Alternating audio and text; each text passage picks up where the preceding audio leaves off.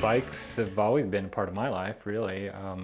Riding to school and paper routes and staying in shape to race motocross. I've always had bikes in some level in my life, yeah. Recumbent style bikes happened in the early 80s. I started seeing somebody running around town on something that was a sit-down bike, and a doctor walked into the welding shop I was at the time and threw down the plans to this bike and said, I hear you're the hottest welder in town, can you make this? Well, how can you refuse a challenge like that? So I gave it a try and I liked it and made myself one, and I liked it even more.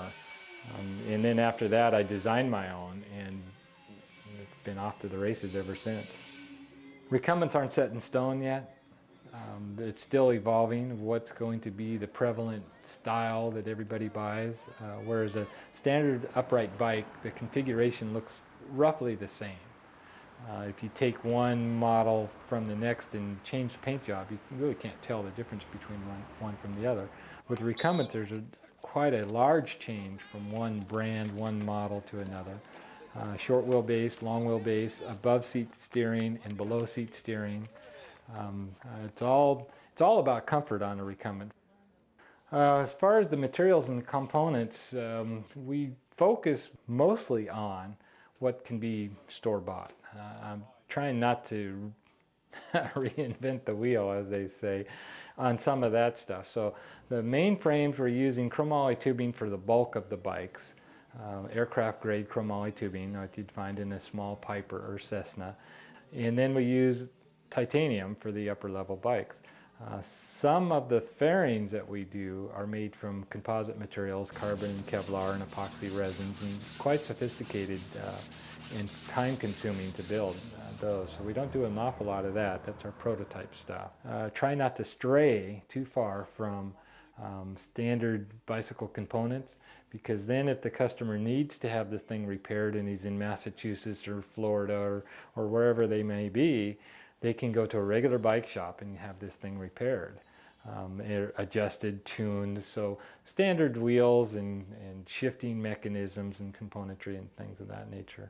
Now how you use those is wide open. You can do them any which way you want. There's no set rules for this kind of a bike yet. In the racing associations that we are involved in actually encourage you to use whatever materials you can get your hands on to go faster. The whole point of it is to go faster.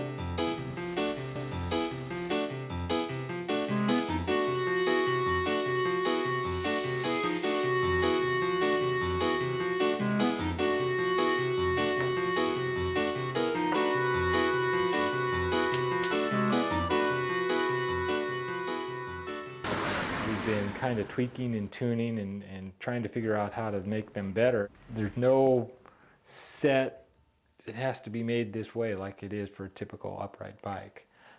So you're left to create, and if you can find some way to make this bike more efficient, you're encouraged to do so, which I really enjoy that part. I've evolved quite a bit with this sport, and my bikes have too.